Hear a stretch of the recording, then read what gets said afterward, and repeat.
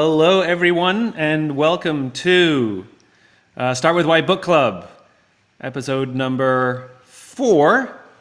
I wrote Start With Why. Start With Why came out 10 years ago, and we're going to come out with a 10-year anniversary edition. And so I have to reread it and edit it to bring it up to date and make all those changes. So I figured, why should I read it by myself? It would be so nice to read it with other people. And that's how we had the idea for book club.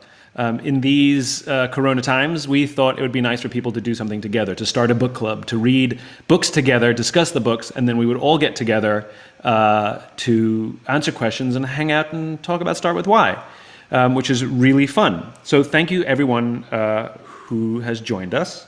I want to do a couple little shout outs. Where are the names of those? I'm going to do some shout outs from all the book clubs around the world. We've got Club de Lectura de los Dragones, welcome.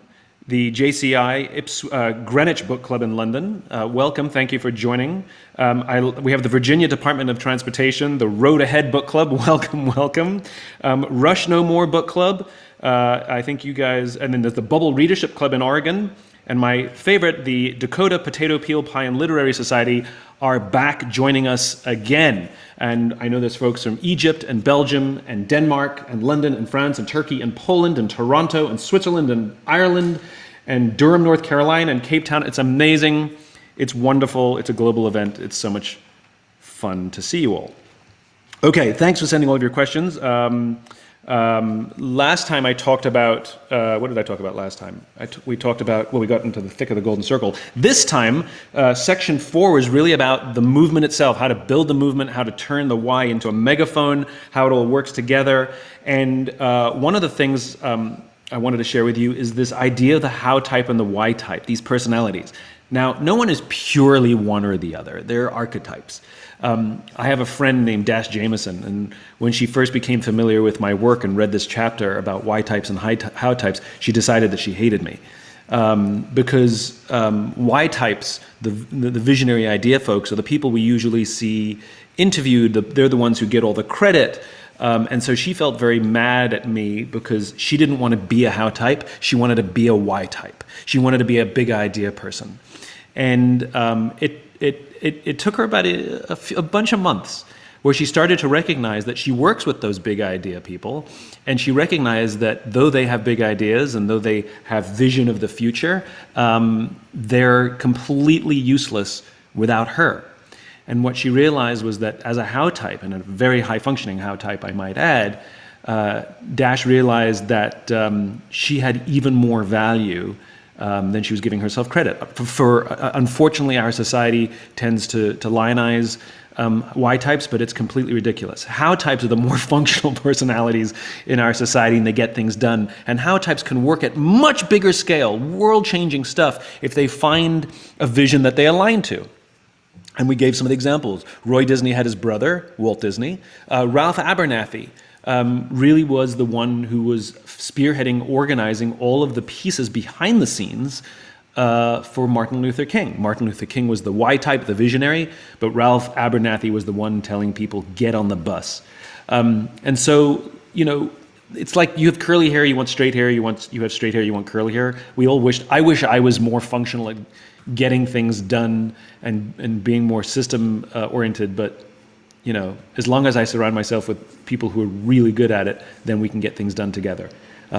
So all you why types out there, be grateful for the how types, even if they may frustrate you sometimes, and how types, even though the why types may frustrate you sometimes, you guys make amazing teams, and those make the best teams.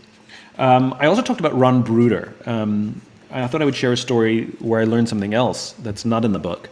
So I met Ron, and I got to write about him, and he became a very, very close friend. And he also became one of my mentors. He's a remarkable human being. And it was from Ron that I actually learned more about what mentorship really means. I get emails from people that say, will you be my mentor? And the answer is no, I won't. For the same reason that if you sent me an email that just said, "Will you be my friend?" I was like, I don't even know you. Like, we can't do that. We can't go up to strangers and say, "Will you be my friend?" It's a little weird, right? And this is what I started to learn about mentorship. It's exactly the same as friendship. I didn't ask Ron to be my mentor. Like a friend, it evolved. And what I learned is a mentor is someone who always has time for you. After I met Ron, I remember I wanted his advice on something, and I called him up. And this was before Start With Why took off, before there was a TED Talk. And there was no Start With Why because I was still interviewing Ron. And I remember calling him up, and I wanted his advice, and he took my call. He's a very successful guy, and he took my call. And he gave me earnest advice. And I remember some weeks later, I called him again, and he took my call again. He kept making time for me. And eventually what happened is a friendship evolved.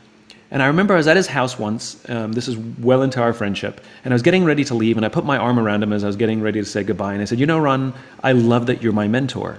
And he looked back and said something to me that I didn't expect. He said, "And I love that you're mine." Now, this is when I realized that mentor relationships aren't mentor-mentee. It's not just teacher-student, but it's rather mentor-mentor. That sometimes I didn't realize that though I was coming to him for advice, that he was learning from me too, just like friendship. Sometimes we're the givers in our friendships. Sometimes we're the receivers in our friendships.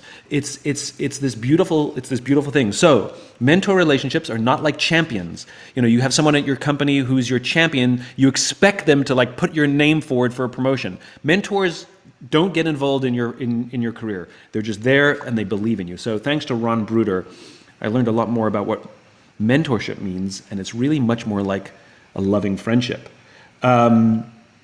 The celery test, one of my favorite little metaphors, probably more poignant in these times than ever, which is even with the new stresses, even with the fact that we are reinventing our organizations, reinventing ourselves, reinventing our jobs, reinventing so much, even figuring out what our definition of success and life looks like, how we're defining success, less about productivity, and more about taking time for family, taking time for ourselves. We're learning these lessons. The celery test means staying true to your why. And though the what's will change, and though we can adapt how we do things, regardless of the times, regardless of the situation, regardless of where we work, the why must still remain clear. So I thought that was it struck me again. I hadn't thought about the celery test in a while, and I realized even now, as I'm learning new things and I'm doing different things, I've never done a book club before. This is because of Corona that we're doing this. I realized that I still have to stay true to why I do what I do. It's still the celery, and I can change what I do. So those are some of the things that that really stood out for me as I read this chapter. This section. I really love that this section is about the building of movement and how it requires a lot of us coming together, and the idea that none of us can do these things by ourselves, no matter how strong or how clear our why is. It really is about partnership.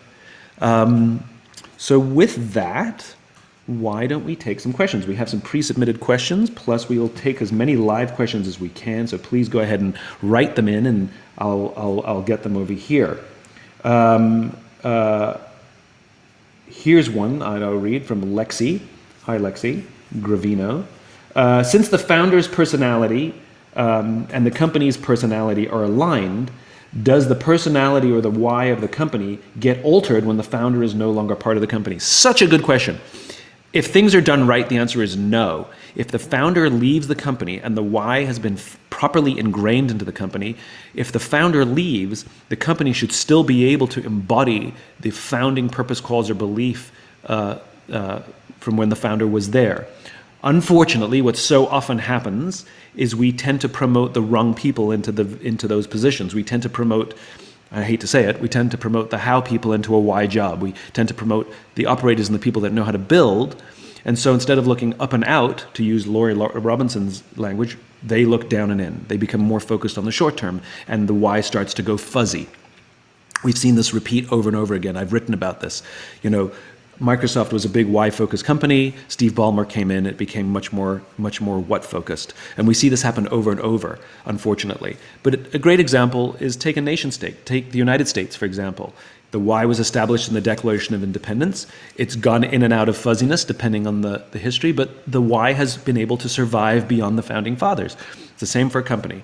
And you'll very often hear that companies will go through hard times or bad leadership, and they'll come out of it and the new leadership will say, we have to go back to basics. Well, that doesn't mean we're going to make the products that we made 20, 30 years ago. It means we have to go back to our founding values and our founding why. Good question, Lexi. All right, let's take another question. Here's one from sorry about the paper rustles there. Here's one from the Pearls of Wisdom Book Club. Hello, folks at Chanel. We love you. You talk about the alignment of why with regards to corporate cultures. How do you foresee the pandemic impacting corporate cultures going forwards? Well, hopefully this has exaggerated all of the good stuff in corporate culture. Remember, the best of corporate culture is when it's people-focused. The why, when founded by a visionary founder like Coco Chanel in your case, is always focused on people. It's always focused on a visionary version of the world. It's not necessarily just about us. So what I'm hoping the pandemic does, it's forced us all to really reconnect with the people side of our businesses.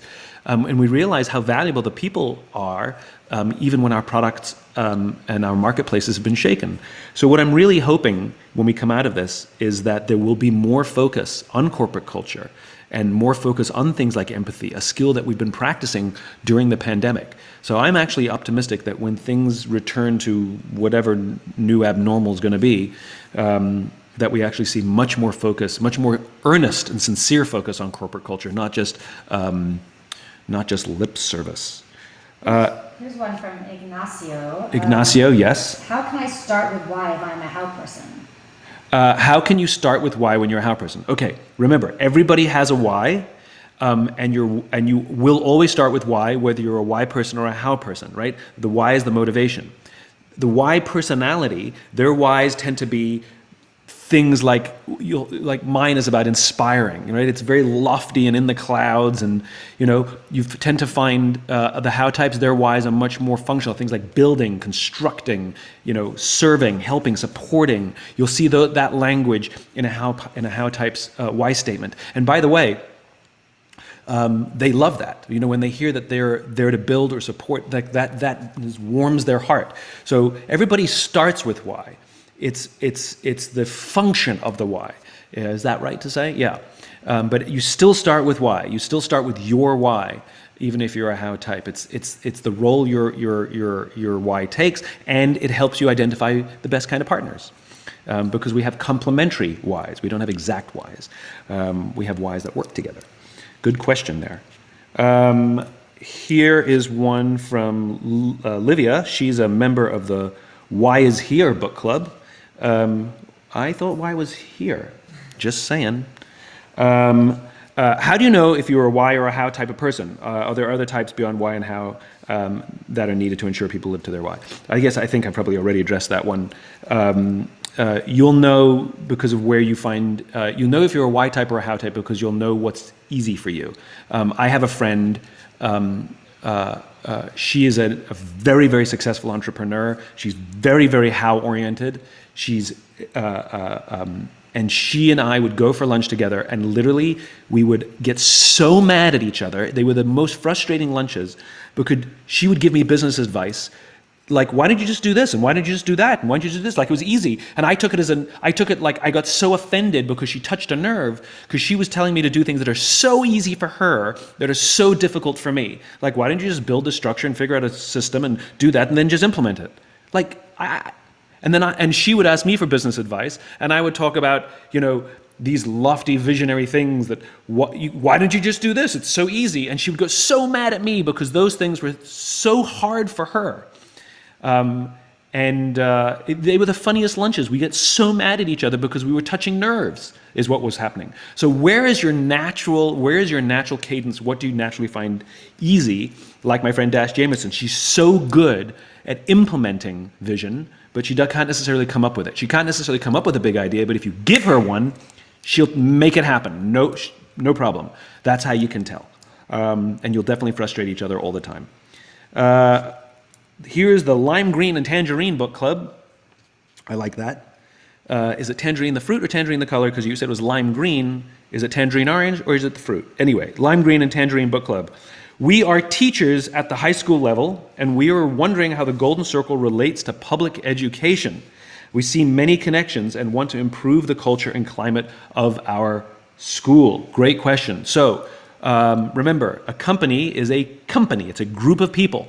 It's the fact that it's a business is just a legal structure, but it's the group of people who come together in common cause. A hospital, a school, it's all the same thing. It's a group of people who come together in common cause. And the why of the school is extremely important to understand, because not all schools have the same cultures. As a teacher, you know that. You've worked in different schools, and depending on what the leadership is, you'll have a very different culture. Universities are the same. Just because there's 2 highly rated schools that you want to send your kids to, for example, the reason we go visit them and the reason we go on tours and the reason we do our research is because we also want to understand the culture of the school, because we want our kids to be good fits in the culture so they more naturally thrive in that culture. And that's really, really important. So a school is the same. A school has a culture, and we want to articulate the why of the school. So what ideally we want to do is, if there is an origin story of the school, we want to go back to that origin story. If there isn't, if you have good leadership, then we want to know the why of the principal, the administrator. Or there's another way to do it. You can find out if you go through the why discovery process, you can get to the why with the group as well. Different conversation.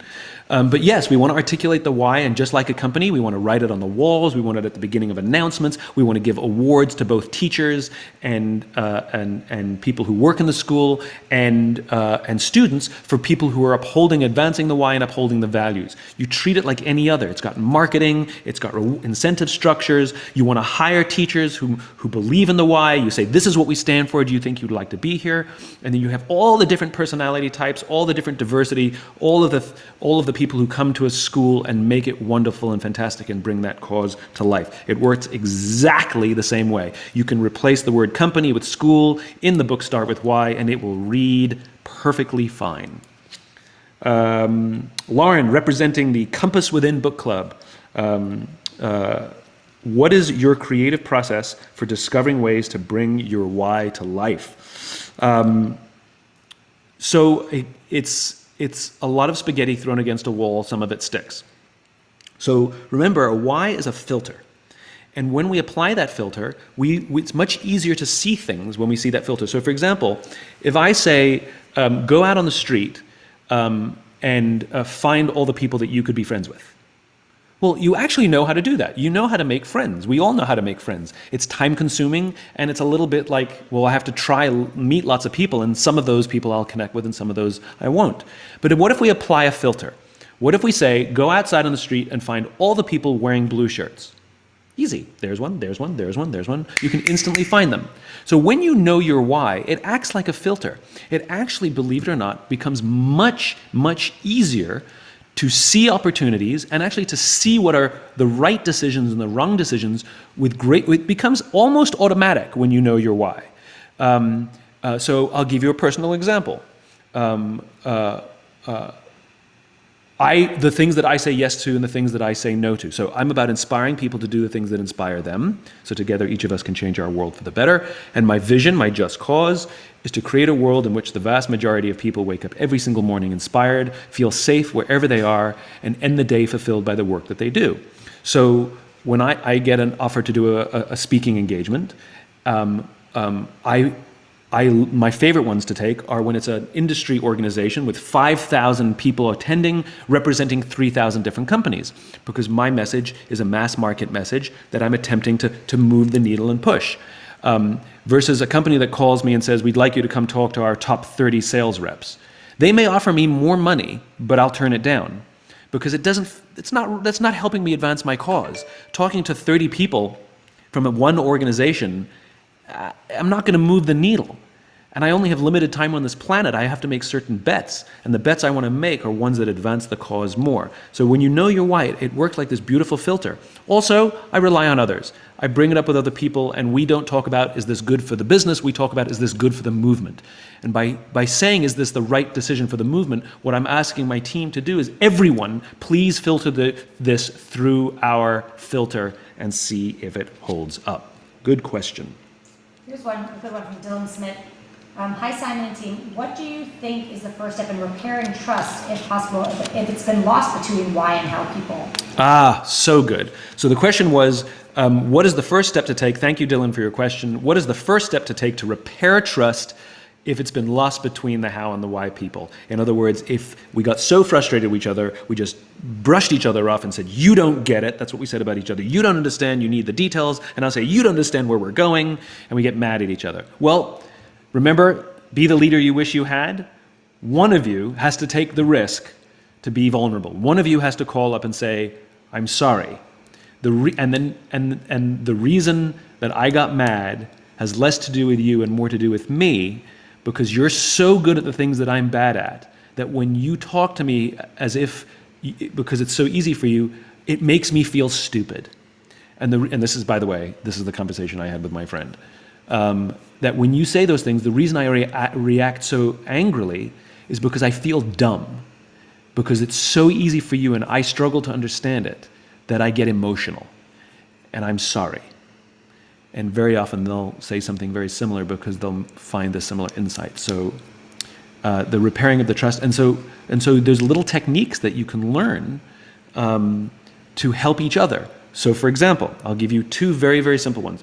As a Y type, I'm always thinking out loud, and I'm always in an iterative process. You can hear it while I'm answering questions, right? You're watching me think out loud.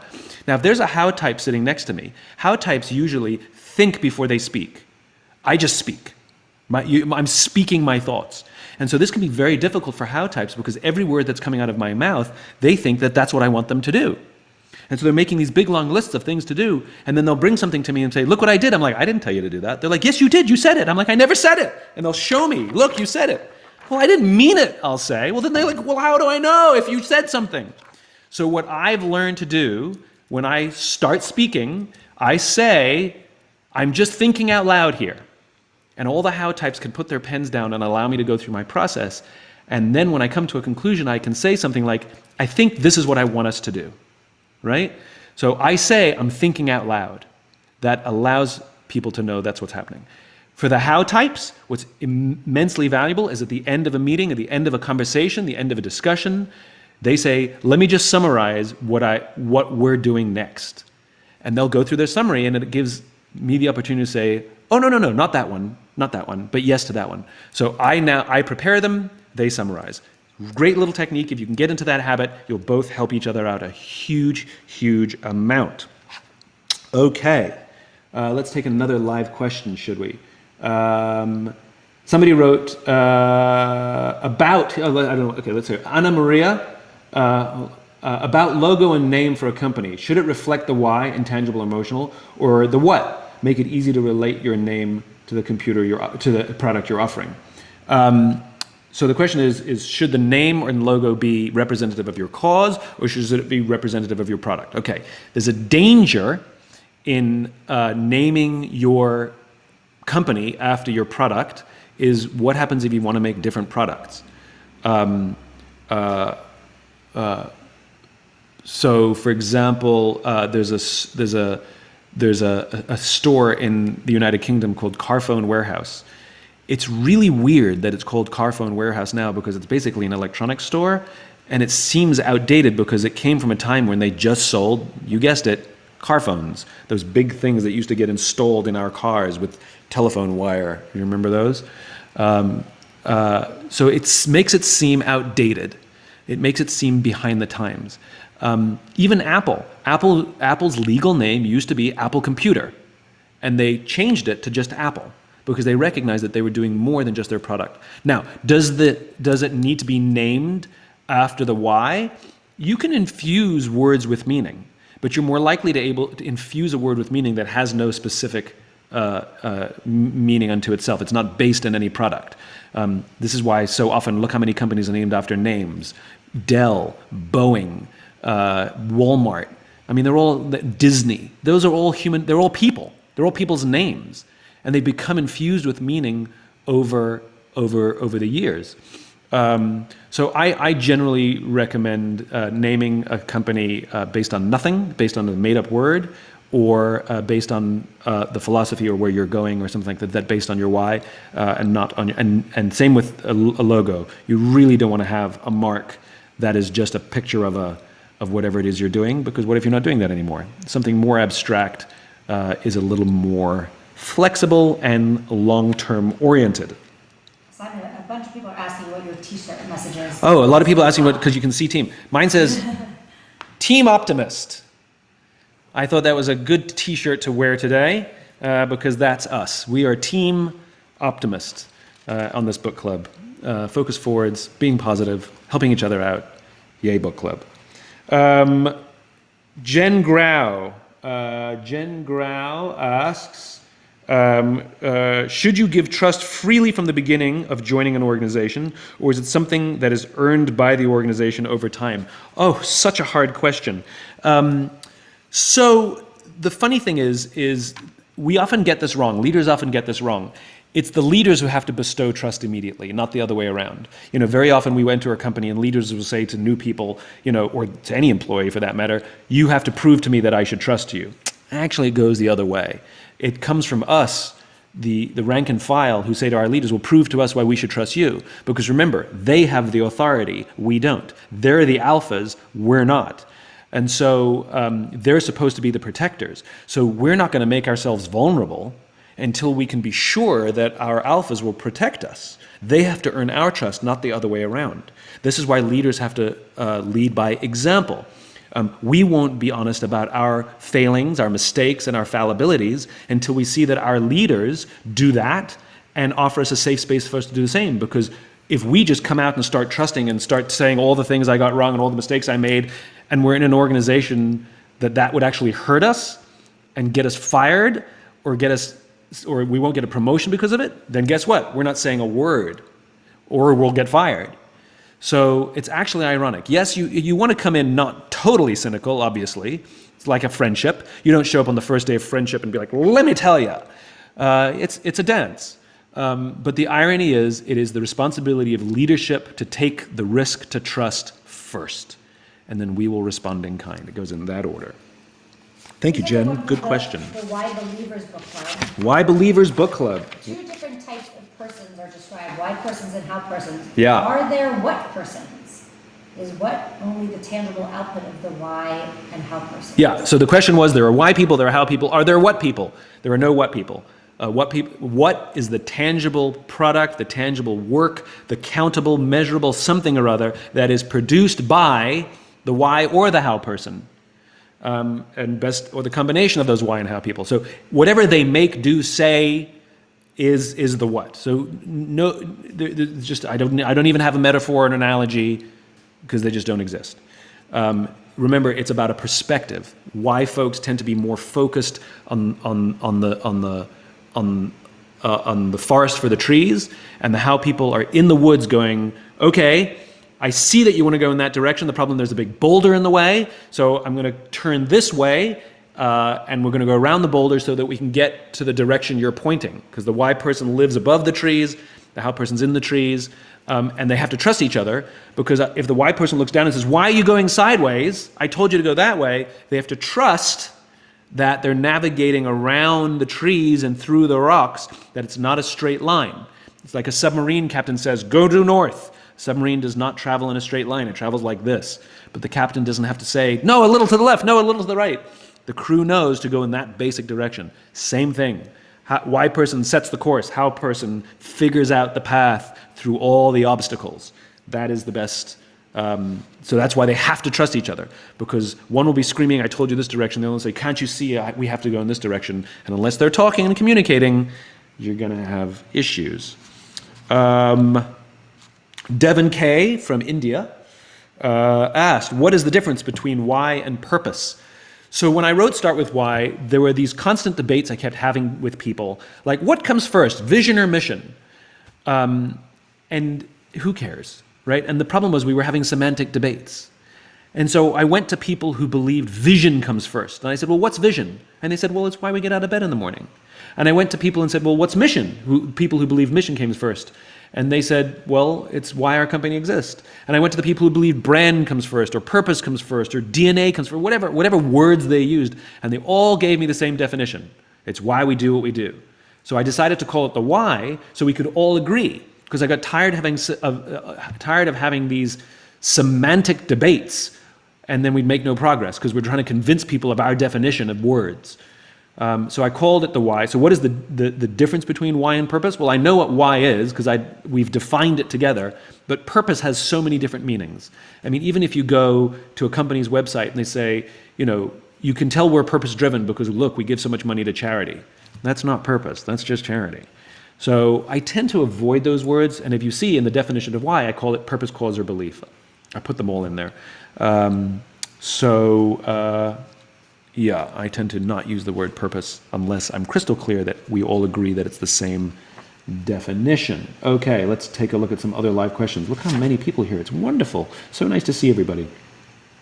Could you be both a why and how type? No one is purely one or the other. Of course. Like if I were purely why, I'd never get anything done. But of course, I'm somewhat functional. But for me to work in an extreme how environment, like writing a book, it's way more stressful for me. It's much harder work for me. So that you know that if stress goes up, it's because you're in a position of discomfort or weakness.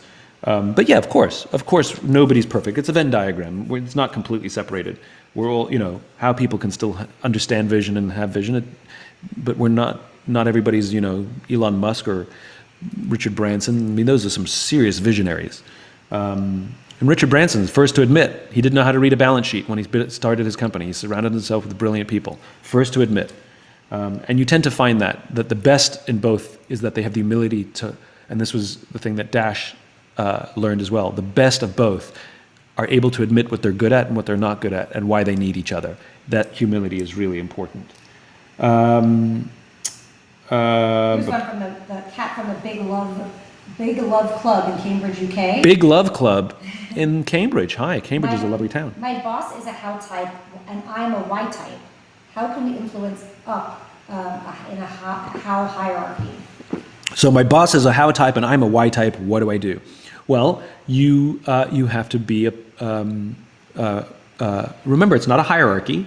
It's just that we tend to have the visionary person stand on the steps to give the speeches because they're good at it. Let's be honest, they're inspiring. But it is a partnership, and so you can help your boss find the words that your boss may be struggling to communicate clearly. I find this very often with some really well-intentioned leaders who are how types, but they're really good people who are trying to do the right thing, and they have some semblance of vision that they've cobbled together, but they struggle to get it out clearly. And so this is where great speech writing, helps. Not all leaders write their own words, but rather it's those Y types that may help them write the words. I'll do that for people behind the scenes. There's a bunch of folks that I work with who are fantastic how types. They're good people. They want to build good organizations, and I help them find the words that they're trying to put out there that will inspire people. So help your boss. Leverage everything that you have to offer. Simon, is why really about underlying motivations? Asked Roland De Silva. Yes, it is. This is, we can be motivated by things externally. I'll give you a bonus if. That's motivation. If you don't do your homework, you get no dessert. I can be motivated to do my homework too, with threat of punishment. But inspiration is something much deeper. Yes, it's an internal drive. It's based on our values. It's based on our desire for legacy. It's based on our of the world we want to leave behind. It's based on service. It's something that has to be burning bright inside us. If we're willing to sacrifice, we're willingly sacrifice something to be a part of something. So I tend to find that motivation is important, but it tends to be much shorter lived. It's harder to be motivated every moment of every day. Sometimes we have bad days. Sometimes we don't get enough sleep. and I'm not motivated, or something happened and I'm really not motivated. But inspiration can still live on. You know, I very often what's the word?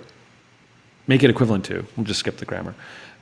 Make it equivalent to like loving your children versus liking your children. You don't have to like your kids every day, but you love them every day.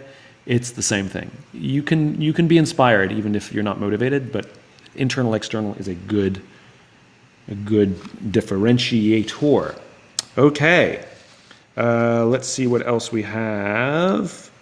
How do we help people find their why, from the Professional Resource Center Book Club? Thank you, Corey. Okay, so this happened last week. We were about finding your why.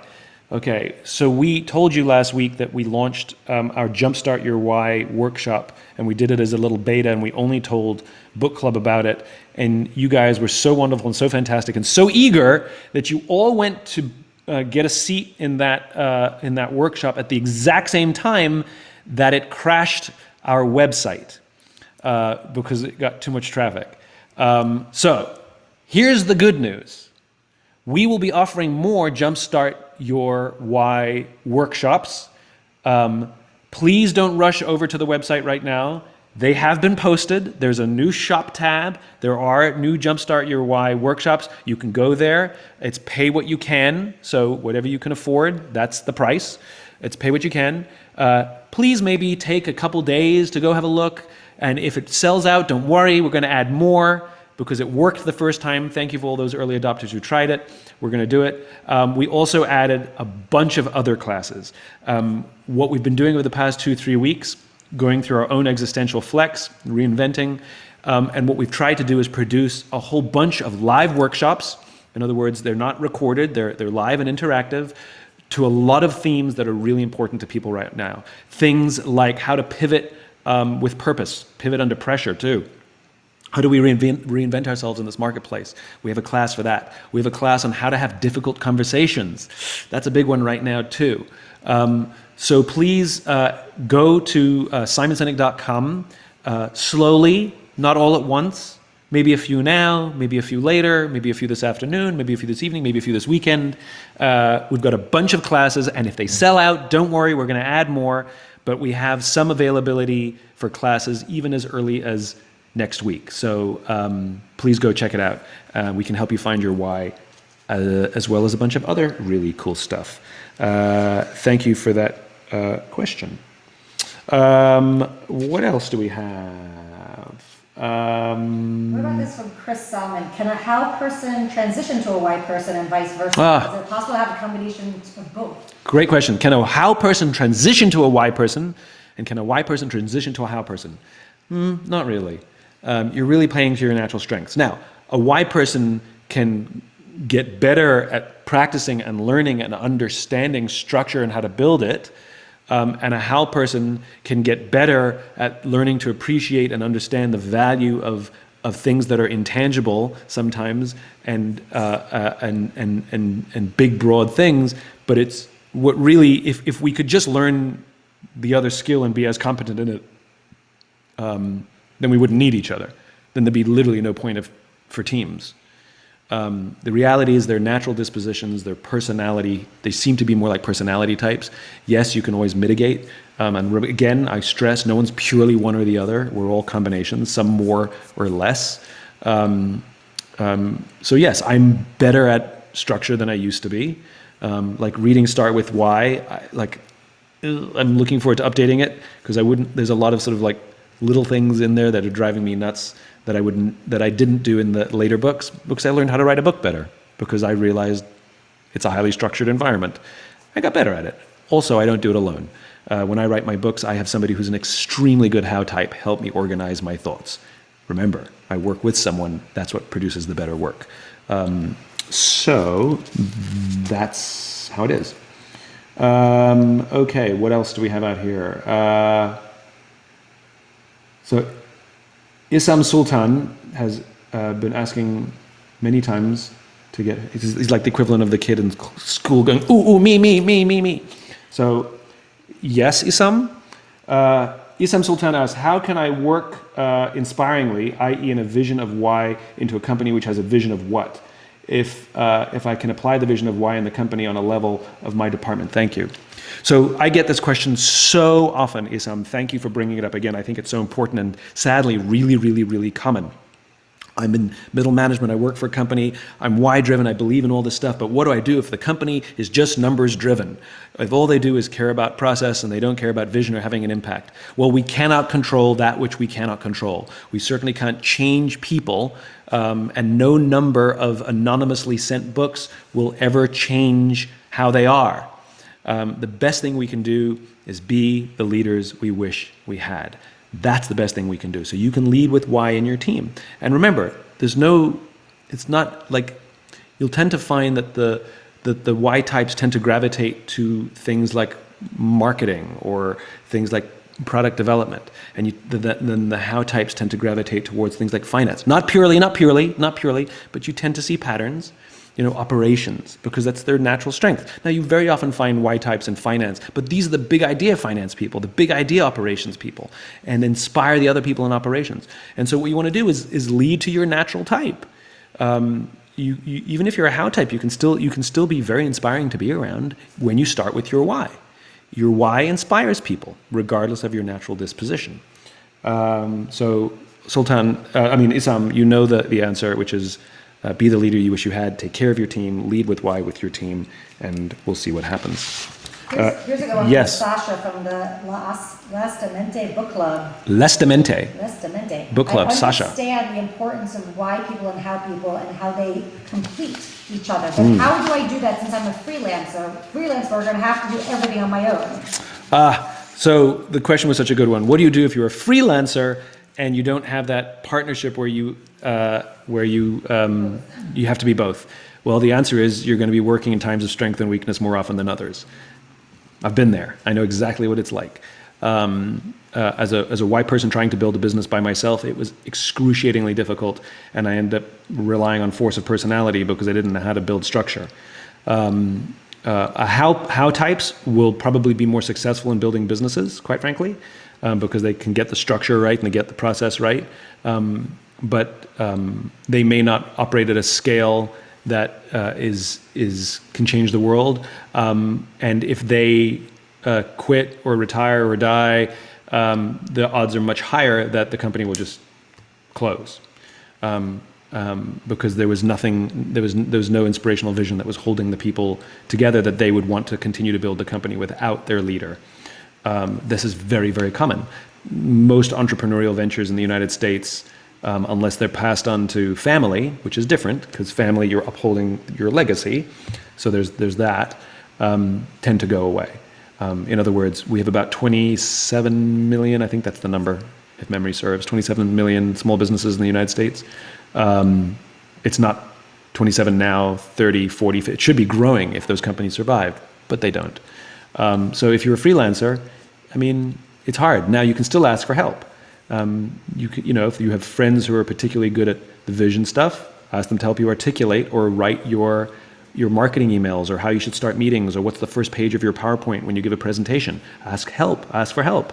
I do that for a lot of folks. I really help with the front pages of things. I help with the cover or the first page of how to open a meeting. And then I let them go do all their structure stuff because they're so good at it, but I help figure out how to start with why. Otherwise they get straight into the details. Like they start a meeting like, okay guys, so on Thursday we did, I'm like, whoa, let's back it up. But if you're the if you're the why type, go ask for help from somebody who's really good at structure. If you're bootstrapping it, then friends will help us. Can you help me build a process? How do I do invoicing? What's the right thing to do? What's the structure to do? And we help each other. It's still a team, even if that person isn't working with you formally or being paid for their work. Teams come in all shapes and sizes. So we're talking a lot about how types and why types, but I also want to talk about some of the other things like discipline. Remember the celery test was about discipline, and the concept of the cone. I just love this idea that the golden circle is actually not two-dimensional, but three-dimensional. That it is actually basically a metaphor for how a company looks and operates. That companies, or whatever it is, even our jobs, are really megaphones. And that at the core of that megaphone, you just have the image of the megaphone. Like a message has to go in to the megaphone, right? That's the why. That comes from us. We're the representative of the why. The mechanism, so, well, how am I going to make it from soft to loud? Well, that's the actual megaphone. And what comes out of it, the words that come out of it, that's the what, right? So a company, what goes into it is the inspiration, the vision, the cause, right? It's all in there. The company itself, it's making stuff, it's producing stuff, and what comes out the other end is a product to consume. Words to hear, that's a product to consume. We consume Martin Luther King's words. That was his product. And I just absolutely love that as a metaphor. And it really helps understand the hierarchy of an organization, that when you're in the front, if you're on the front line, you're really in a what job? I'm right there making, producing, serving, making the French fries at In-N-Out Burger, best French fries ever, best burgers ever too.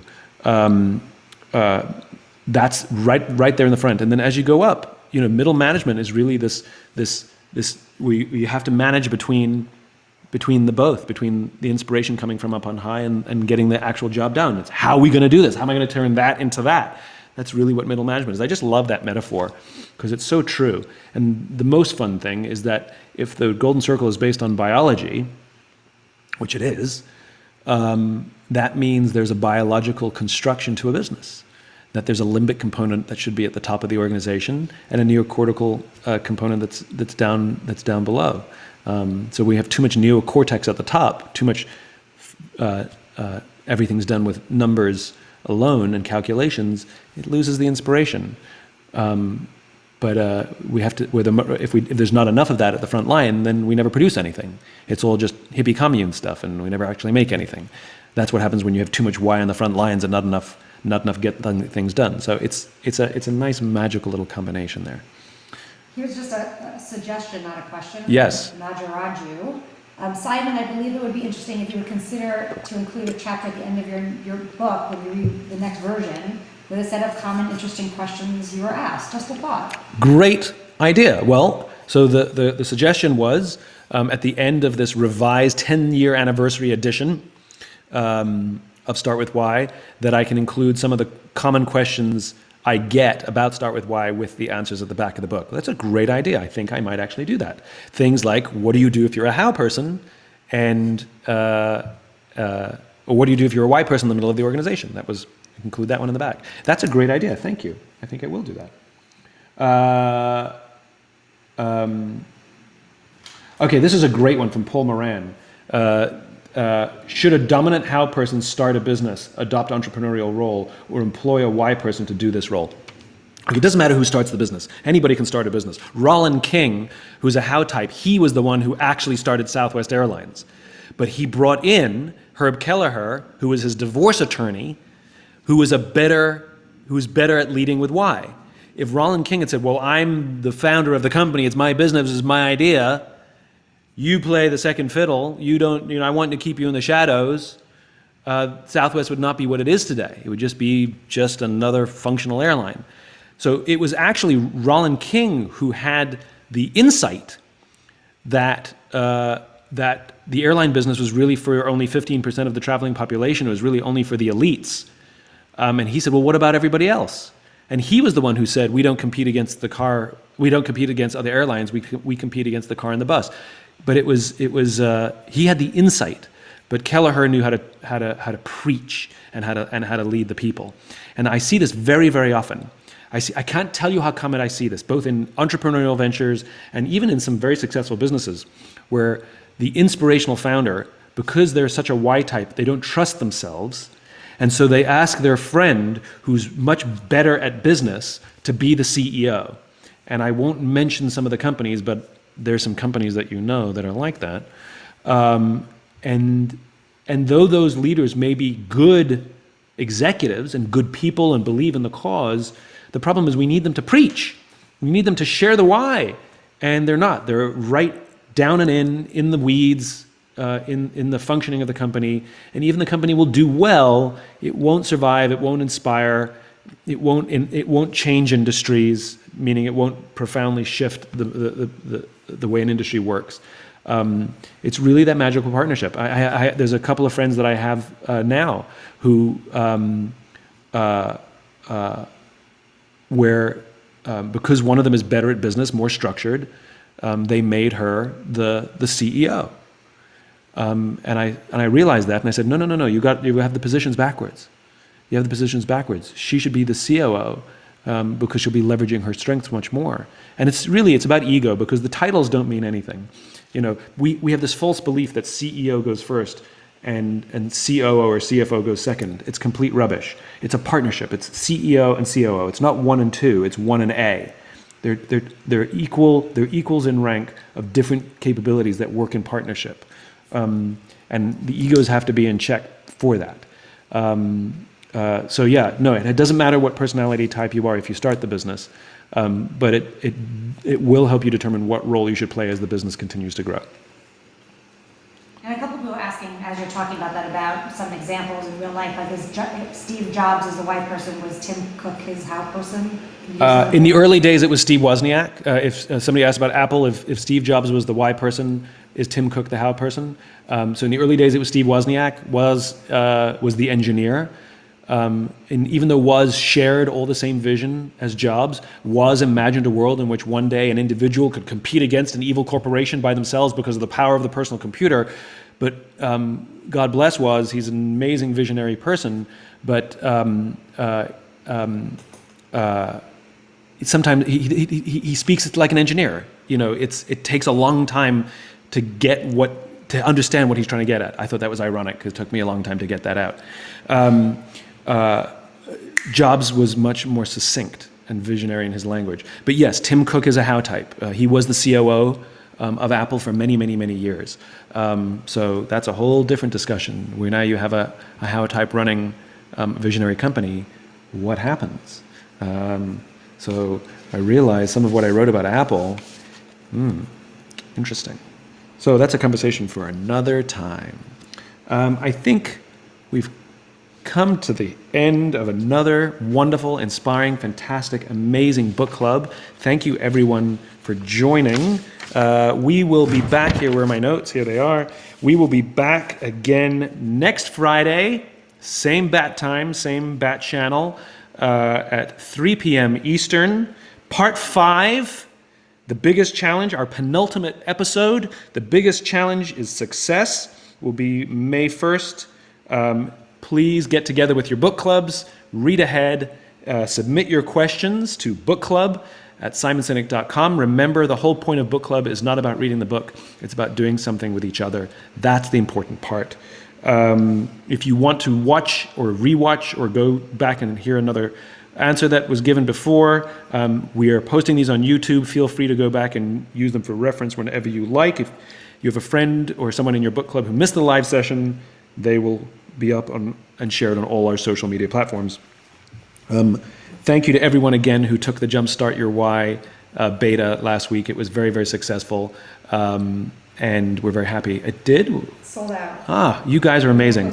So Jumpstart Your Why is sold out. Thank you. We will add more. We're going to add more. As long as you guys are interested in it, we'll just keep adding more classes. We're actually training up some more people so we can do more of them. And remember, there's other classes up there as well, starting next week, that we hope you enjoy as well. Thank you for coming. Thank you for joining. Again, this is about doing something with each other. Take care of yourselves. Take care of each other. I'll see you next week.